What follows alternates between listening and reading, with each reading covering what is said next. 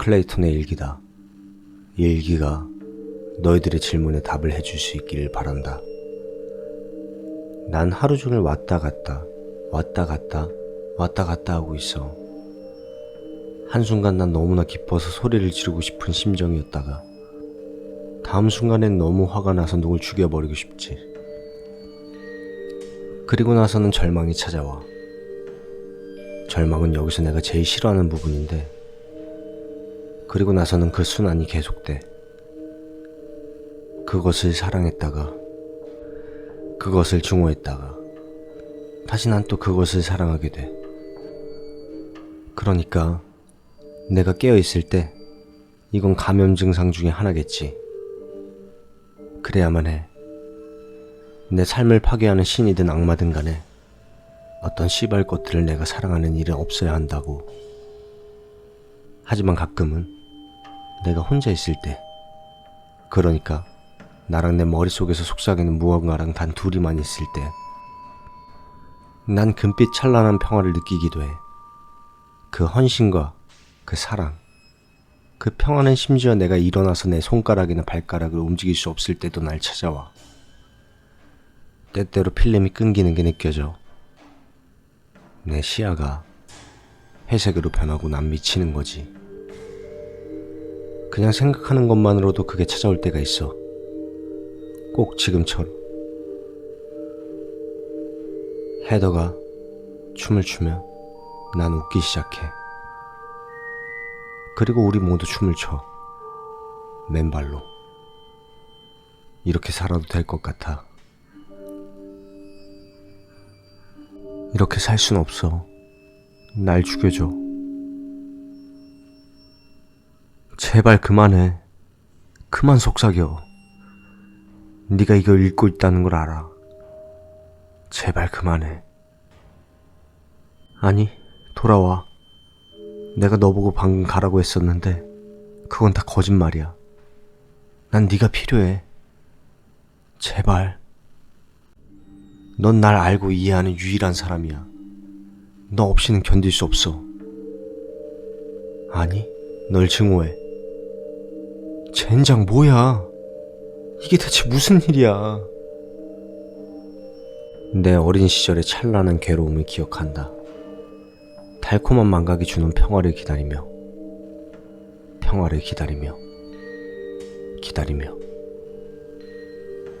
여행자는 맹목적으로 꺼려한다. 반쯤은 무지한 채로, 또한 무기력하게. 오늘은 다리가 움직이지 않았다. 손으로 기어다녀야 했다. 헤더는 그게 웃기다고 했다. 나도 웃었다. 하지만 블레이크는 울었다. 그래서 나도 울었다.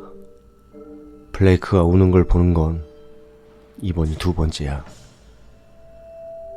그는 내 옆에 무릎 꿇고 울면서 날 사랑한다고 했다. 헤더는 굉장히 화를 냈다. 막 물건을 집어던지고 부셨다. 그날 밤에 우리는 또다시 춤을 췄다. 내 다리가 움직이지 않았기 때문에 그냥 침대에 누워서 팔로 그들을 껴안고 지탱했다. 몇 주가 지났다. 그건 확실해. 어쩌면 몇 달이 지났을 수도 있어. 정신이 드는 날들은 거의 없다. 그리고 그런 날들은 보통 너무나 피곤해서 쓸 수가 없다. 하지만 이건 써야겠어. 엘리자베스와의 거리가 멀어질수록 그녀가 나에게 간섭하는 것이 느슨해짐을 느낄 수 있다. 하지만 그렇다고 내가 나았다는 것은 아니다. 여전히 필름이 끊기고 걸을 수도 없다. 다리 근육이 퇴화한 것 같다. 피부 또한 종이장같이 새하얗다. 갈비뼈는 툭 튀어나와 있다. 이젠 펜을 잡는 게 힘이 든다. 머리카락이 뭉텅이로 빠지고 있다. 내 다리가 이 모양이 된 다음부터는 계속 바퀴 달린 컴퓨터 의자를 이용해서 움직이고 있다. 하지만 그 대신에 정신은 한결 또렷해졌다. 내 속에 있는 뭔가가 마치 내 스스로 내 몸이 차츰 망가지는 걸 두 눈 똑바로 뜨고 지켜보길 바라기라도 하는 것 같다. 클레이톤이 나한테 무슨 말을 하고자 했는지 알아냈다. 그와 다시 연락이 되는 데는 꽤 오래 걸렸어. 엘리자베스가 그가 나에게 연락하는 걸 방해했을지도 모르겠다. 엘리자베스는 실제로 많이 방해를 했다. 클레어의 방문 앞에 수없이 많이 쪽지도 남겼고 사진도 찍어서 보냈다. 그러나 그중 실제로 클레어가 받아본 것은 하나도 없었던 것 같다. 엘리자베스는 내 생각보다 훨씬 교활했다. 요즘은 하루 종일 정신이 멀쩡했다. 하지만 깨어있는 시간 중에 누구와도 이야기하고 싶지 않았다. 그냥 방 안에 앉아서 곰팡이가 벽을 타고 올라가는 모습을 하루 종일 지켜보기만 할 뿐. 다른 애들도 본 적이 없었다. 하지만 그 애들이 우리 방 사이에 있는 복도에 와서 몇 마디 중얼거리는 소리는 들었다. 헤더는 가끔 노래도 불렀다. 평소와 같이. 사람과 접촉한다는 생각만 해도 토기가 치밀었다. 이상한 일이었다. 마음속에서 뭔가를 간절히 바라는 마음이 있었지만 그게 뭔지는 알 수 없었다. 하지만 한 가지 확실한 건 내가 절대로 이 방을 벗어나고 싶지 않다는 거였다. 저녁쯤 몇 시간 전에 주차장에서 무슨 소리가 들렸다. 바스락거리는 소리. 놀라서 돌아봤는데 어떤 두꺼운 봉투 하나가 내 방문 아래로 밀어 넣어지는 거였다. 난 의자를 방문 쪽으로 밀어서 서둘러 봉투를 집어들었다. 다른 방에서 노래 부르는 소리가 갑자기 멈췄다. 봉투 앞면에는 클레어, 혼자 있을 때만 열어보시오 라고 쓰여 있었다. 그게 여행자의 뾰족뾰족한 글씨체라는 건 금방 알아볼 수 있었다. 봉투는 서툴게 그리고 천천히 여는 동안 내 손은 덜덜 떨리고 있었다. 내 손은 더 이상 예전처럼 민첩하게 움직이지 못한다. 그건 사실이다.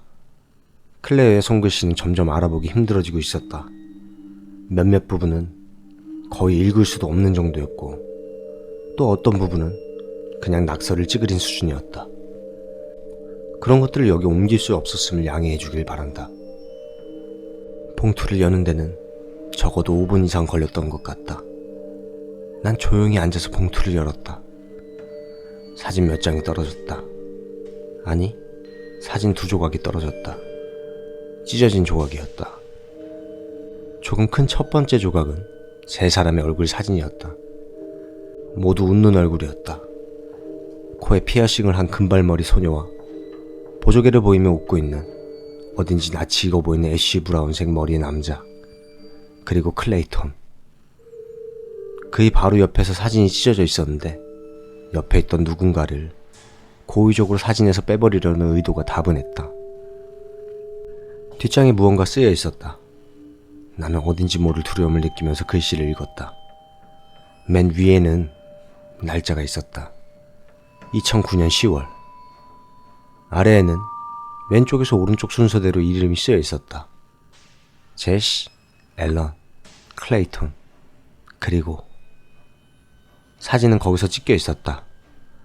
나는 뒤집힌 채 바닥에 떨어져 있던 나머지 사진의 조각을 내려다보았다. 이제는 내 온몸이 떨리고 있었다. 난 사진을 집어들어 이름을 읽었다. 리즈. 사진을 뒤집었다. 엘리자베스 헤즈웰. 육체. 그러니까 이 모든 엿 같은 상황을 만들어낸 주범의 얼굴을 나는 드디어 보게 되는 것이었다. 나를 이런 지옥에 빠뜨린 인물의 얼굴을. 예쁘장한 미소 짓는 얼굴이 나를 바라보고 있었다. 녹색 눈동자, 짧은 갈색 머리, 빨간 립스틱, 매력적이고 사람을 끄는 얼굴. 하지만 나에게는 그 얼굴이 지금까지 본 어느 것보다도 공포스러웠다. 사진 속의 여자가 누구보다도 사악해서 그런 것이 아니었다. 이 여자가 그 모든 것의 원인이기 때문에 그렇게 무서운 것도 아니었다. 이 여자는 내가 아는 얼굴이었기 때문에 그래. 그녀는 헤더였어. 옆방에서 엘리자베스 헤즈웰이, 내가 한 달 넘게 함께 살았던 그 여자가 높고 맑은 목소리로 노래를 부르기 시작했다. 그대는 선샤인, 나만의 햇살, 힘들고 지친 날 감싸줘요. 그리고 블레이크가 비명을 지르기 시작했다. 대체 내가 이걸 어떻게 모를 수가 있었을까? 그것도 그렇게 오랫동안 새까맣게. 그 찰나와 같은 순간에 블레이크가 비명을 지르기 시작하는 그 순간에 사건의 모든 실마리가 나에게로 쏟아지며 덮쳐들었다. 그동안 진실은 항상 나와 함께 있었다는 그런 사실이 명백해지는 순간이었다. 진실은 나와 함께, 아니 내 눈앞에, 내 눈 바로 앞에 존재하고 있었다. 진실은 언제나 내 앞에서 이를 드러내며 항상 으르렁거리고 있었지만 난 항상 그것을 무시하기만 했었다. 나는 블레이크와 만나기 이전에 이 감염된 마을에 한번 들어온 적이 있었다. 그때 난 아파트 건물과 경찰서를 탐험했었지. 의심의 여지 없이 이때부터 엘리자베스가 날 주시하기 시작했을 것이다. 그녀는 날 따라왔다. 날 존나 끈질기게 따라와서 샌프란시스코까지 온 거다. 그래서 내 단짝 친구 블레이크를 이용해서 내 삶 속으로 끼어들 구실을 마련한 거다. 블레이크는 핫한 여자들의 유혹적인 손길을 결코 뿌리치지 못할 테니까. 그녀한테는 뭔가 아슬아슬한 분위기가 풍겼다. 정말 쿨해 보였다고. 그녀는 우리가 그날 밤 그 바로 가도록 모든 걸 세팅한 다음에 자기가 블레이크의 침대로 기어들어갈 수 있도록 우리를 조종했다. 블레이크가 그날 밤 누구랑 잤든 난 상관하지 않았다. 질투도 하지 않았다. 블레이크랑은 가끔 잠자리도 하는 사이였지만 한때 잘 될 때도 있었다. 왜냐면 그날 난 술에 취해 있었고 애쉬 브라운색 머리에 보조개가 있는 어떤 남자한테 정신이 팔렸었으니까. 그 남자랑 같이 밤을 보내지는 않았지만, 하지만 아까의 그 사진 덕분에 그 남자가 앨런이라는 사실을 깨달았다. 그때 앨런은 아마 엘리자베스에게 조종당하고 있는 상태였을 것이다. 앨런을 이용해서 나를 손쉽게 치워버린 후 한층 수월하게 블레이크에게 가까이 다가갈 수 있었겠지. 개같은 년, 난 널 정말 증오해. 내 생각에는 앨런이 그 호텔방 5층 창문에서 뛰어내렸던 건 엘리자베스에게서 탈출하기 위해서 했던 것 같다. 진짜 뛰어내린지는 잘 모르겠지만 적어도 엘리자베스는 그렇게 썼었다. 아마 거짓일 가능성이 더 클 것이다. 실제로 탈출을 감행했다고 하더라도 앨런이 나한테 나타났던 걸 보면 아마 엘리자베스는 손쉽게 다시 그를 손에 넣을 수 있었던 모양이다. 그렇게 해서 헤더는 우리의 삶의 일부로 녹아들었다. 그녀는 우리와 함께 이 감염된 마을로 다시 돌아왔다. 그녀는 블레이크를 스스럼없이 껴안았고 나에게 아무렇지 않게 농담을 했다. 난 그녀가 그냥 그럭저럭 괜찮다고 생각했다. 그냥 내가 사랑하는 사람이랑 같이 자는 여자 정도. 딱 그 정도로만 괜찮다고 생각했다. 헤더는 흠잡을 데 없는 연기를 펼쳤다. 엘리자베스가 얼마나 남을 조종하는 일에 능숙한지도 수도 없이 많이 들어왔던 것을 생각하면 그리 놀라운 일도 아니다. 그녀는 나뿐만 아니라 모든 그 사이트의 유저들을 속여왔다. 마치 자신이 피해자인 리지인 것처럼. 그녀는 미치도록 뛰어난 배우다. 그리고 이제 엘리자베스는 어디에나 존재한다. 그리고 여기서 더 심각한 문제는 그녀는 내가 처음부터 이런 생각을 하고 있다는 것조차 꿰뚫고 있다는 것이다. 그녀와 그녀의 개체는 처음부터 끝까지 나를 가지고 놀고 있다. 심지어 중간중간 자기가 누구인지 힌트를 주면서까지 날 농락했다. 오레건 지역 번호로 왔던 문자를 기억하는가? 뜬금없는 데서 대문자가 나왔던 그 문자. H와 2만 대문자로 써있던 히. 그를 뜻하는 히가 아니다. 그건 이니셜이었어. 헤더 엔젤스 엘리자베스 해즈웰 H.E. 가지고 놀았다. 그러지 않은 적이 없었던 거다. 맙소사, 우리를 보면서 얼마나 미친 듯이 웃었을까. 그리고 클레이톤이 보냈던 닭장 속의 여우. 이젠 우리 모두 그 여우가 누구인지 안다. 그리고 왜 우리를 향해서 총을 쐈는지도. 왜 진작 나한테 말해주지 않았단 말이야. 왜 그딴 식으로 나한테 설명할 수밖에 없었냐고. 이건 내 스스로에게도 자주 묻는 질문이기도 하다. 내가 지나치게 조심스럽게 굴었던 거다. 그리고 그 쓸데없는 조심성은 모든 일을 결국 그르치게 만들었다. 정말 미안하다, 클레어. 너에게 그 즉시 말했어야 했다. 너를 그곳에서 바로 빼냈어야만 했다. 블레이크의 비명소리는 끊이지 않고 계속되고 있었다. 난 정신을 차리고 급히 그의 방으로 갔다. 정말 순수한 고통과 공포로 가득 찬 비명. 난 의자에서 굴러떨어졌다. 그리고 팔로 내 쓸모없는 다리를 끌면서 최대한 내가 할 수 있는 한 빨리 블레이크의 방으로 기어갔다. 문을 여는 게 제일 힘들었다. 다리에 힘이 들어가지 않아서 문고리가 나에게 너무 높았기 때문이다. 하지만 결국 난 문 손잡이를 있는 힘껏 잡고 힘을 줬다. 블레이크는 침대에 똑바로 누워 있었다. 미친년 엘리자베스가 그를 위에서 짓누르고 있었다. 블레이크의 몸 위에 무릎을 꿇고 앉아서 그의 손목을 거의 잡아 뜯듯이 잡고 있었다. 얼굴을 하도 가까이 들이대고 있어서 블레이크가 비명을 지르고 있지 않았더라면 둘이 키스하고 있다고 착각했을 것이다. 내가 보고 있는 가운데 그녀가 입을 벌렸다. 크게. 그것도 아주 크게. 사람의 입이 가능하지 않을 정도로 크게 말이야. 마치 뱀이 먹이를 먹을 때처럼 그녀가 아래 턱을 탈골시켰다. 그리고 뭔가 까만 것이, 뭔가가 입안에서 쏟아져 나왔다. 그게 뭐 연기였는지 액체였는지 어떤 미친 지랄이었는지는 모르겠다. 마치 까만 기름처럼 쏟아져 나왔는데 그러면서도 무슨 연기처럼 공기 중을 둥둥 떠다녔다.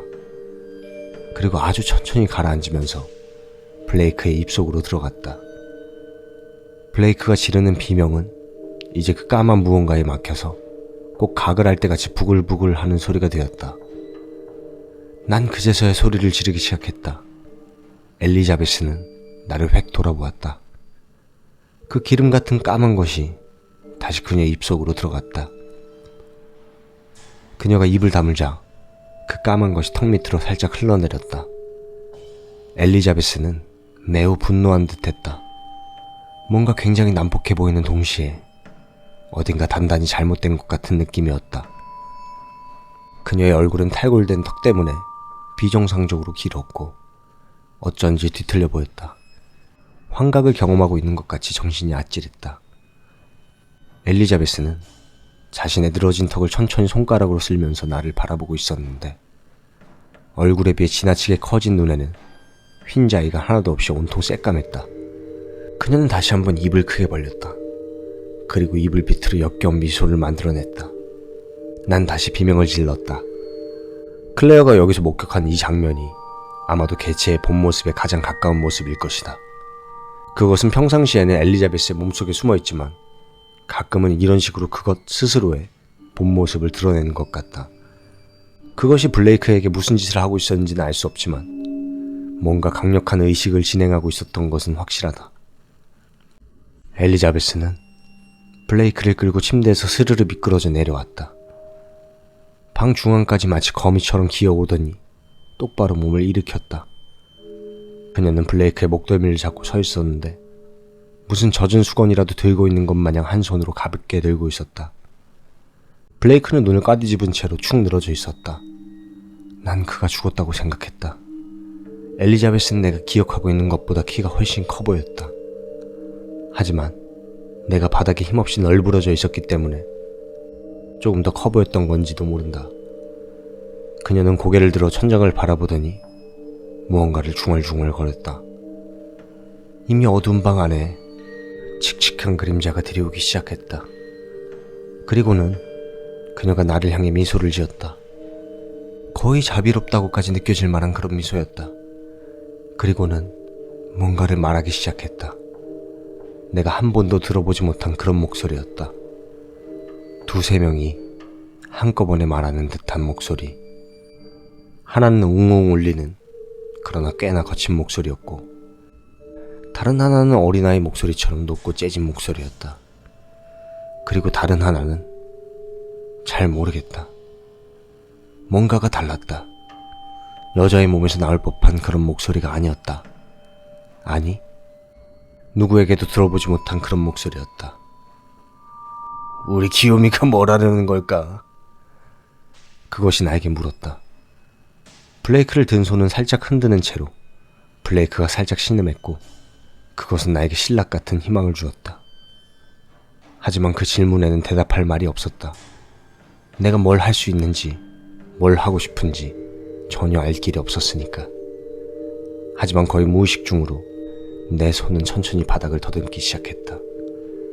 그리고 내 옆 바닥에 떨어져 있던 램프를 쥐었다. 개체, 아니 엘리자베스, 아니 어떤 개지랄이든 간에 내가 문지방 뒤에서 뭘 하고 있는지 결코 보지 못할 것이었다. 그 다음으로 나온 목소리는 헤더의 목소리였다. 아니지, 이제는 엘리자베스의 목소리였다. 쟨 아무것도 못해 내 사랑. 그녀가 스스로에게 말했다. 못하지. 저 따위께 뭘 할 수 있어. 개체의 수많은 목소리가 대답했다. 우리 손에서 절대 벗어날 수 없을걸? 엘리자베스가 다시 말했다. 그렇지. 절대 못 벗어나지. 꼭 죽기라도 바라는 것 같지 않아? 진짜 죽고 싶은 걸지도. 한번 본인한테 물어볼까? 한번 본인한테 물어보자. 얼마나 빨리 기어다닐 수 있는지. 엘리자베스가 개체의 말을 이어받았다. 나를 향해서 사악한 미소를 지은 채였다. 난 내 마지막 기회의 순간이 왔다는 걸 깨달았다. 내 손에 들린 부서진 램프를 그들에게 던졌다. 그녀에게, 아니 그것에게, 아니 뭐든 전혀 상관없어. 램프는 그녀의 얼굴에 정통으로 맞았다. 그녀는 맞은 얼굴을 부여잡은 채로 분노에 찬 신음소리를 내뱉었다. 난 그 틈을 타서 침대 밑으로 재빨리 기어들어갔다. 내 눈에 보이는 숨을 곳은 그곳밖에 없었으니까. 엘리자베스는 중얼중얼 혼잣말을 하면서 이방저방을 뒤지고 다녔다. 그녀가 숨을 몰아쉬며 돌아다니는 와중에 나는 그녀가 나를, 그리고 블레이크를 어떻게 처리할지에 대해 그것과 대화하는 것을 들을 수 있었다. 우리 그냥 계획대로 하자 내 사랑. 엘리자베스의 목소리가 말했고, 그래 자기야, 그래야지. 개체가 대답했다. 자기는 너무 똑똑해. 계획대로. 예쁘고 영원한 우리 자기. 맙소사. 자기 애가 극단으로 치달으면 저렇게 되나 보다. 그들이 서로에게 말하는 건, 그들이라고 말하는 것도 존나 웃기기는 하지만, 그들이 서로에게 말하는 건 마치 깨가 쏟아지는 연인이 서로 대하는 것 같았다. 난 그들이 무슨 짓을 할지 진심으로 두려워졌다. 블레이크를 데리고 뭘 하려는 건지 진심으로 무서웠다. 그들은 심지어 내 방으로 들어와서 나를 찾아보려고 하지도 않았다. 마치 나 따위는 안중에도 없다는 듯이. 아마 실제로도 난 그들 관심 밖이었을 것이다. 내가 할 수 있는 일은 정말로 하나도 없었으니까. 난 침대 밑에 그저 끝없이 누워서 그들이 내는 발자국 소리와 중얼거리는 소리를 듣고만 있었다. 그리고 마침내 문이 열리고 그들이 밖으로 나갔다. 난 미친 듯이 아까의 그 방으로 기어가서 블레이크를 찾았다. 하지만 방은 텅 비어 있었다. 그들이 블레이크를 데려갔다. 그들이 나에게서 블레이크를 데려갔어. 난 오열할 수밖에 없었다.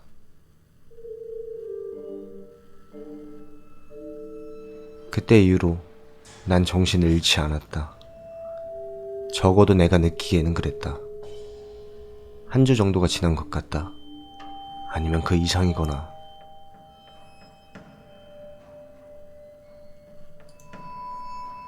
내 인생에서 가장 지옥 같은 한 주였다. 엘리자베스가 내 주변에 있지 않으면 그녀의 영향력이 줄어드는 것 같다. 아니면 그녀는 그냥 나에게 일어나는 이 모든 고문 같은 일들을 내가 말짱한 정신으로 견뎌내는 걸 원하는 걸 수도 있다. 이 모든 무료함과 고통과 절망을 두 눈 뜨고 똑바로 견뎌내는 것을 내가 나아지고 있는 것 같지는 않다. 그냥 이 감염이 조금 더 천천히 진행되고 있다는 걸 느낄 뿐이다. 천천히, 천천히, 천천히. 그리고 꾸준히 이 병이 날 집어삼키고 있다. 난 지금 그냥 기다리고 있는 중이다. 혼자 가만히 앉아서. 난 모든 것을 잃었다. 누군가에게 도움을 청할 수도 없다. 아니, 도와달라고 해도 날 도와줄 수 있는 사람이 없다. 그냥 정신을 잃었으면 좋겠다. 내 남은 삶 동안 끝없이 고통받는다고 하더라도 내가 그걸 인식하는 일은 없을 테니까. 블레이크, 너를 너무나 사랑해. 네가 지금 여기 나와 함께 있었으면 좋겠어. 내가 널 구할 수 있었으면, 다른 그 무엇보다도 네가 살 수 있었으면. 곰팡이가 벽을 타고 기어오른다. 침대를 타고 이 일기장까지. 내 손까지 기어오른다. 침대에 너무 오랫동안 누워있었기 때문에 내 다리는 이미 곰팡이에 뒤덮여버렸다. 난 곰팡이가 내 다리를 먹어치우고 있다고 확신한다. 내 다리에 감각이 없어진 지 오래라서 다행이라고 생각한다. 아마 감각이 있었다면 미친 듯이 아팠을 거야. 얼굴이 뻣뻣해진다. 손으로 얼굴을 만져보면 내가 웃고 있다는 걸 알 수 있다. 귀까지 찢어져 있는 징그러운 미소. 눈물이 볼을 타고 흘러내려도 난 여전히 웃고 있다. 난 이 방에서 나가지 않을 것이다. 그냥 여기 누워서 곰팡이가 내 몸의 나머지를 온통 다 뒤덮을 때까지 기다릴 것이다. 내가 나 스스로를 잃고 승천할 때까지. 지옥으로 곧바로 승천할 때까지. 얼마든지 달콤한 망각이 주는 평화를 나는 기다린다. 나는 기꺼이 받아들일 것이다. 잠깐, 뭐지? 누군가가 방문을 두드리고 있다. 클레어의 일기는 여기서 끝이다. 나 클레이톤이 이어서 서술할 것이다. 하지만 지금은 아니다. 지금 나는 너무나 지쳤다. 악몽과 같은 기억들이 차라리 감염된 게 나였으면 좋겠다는 생각을 하게 한다.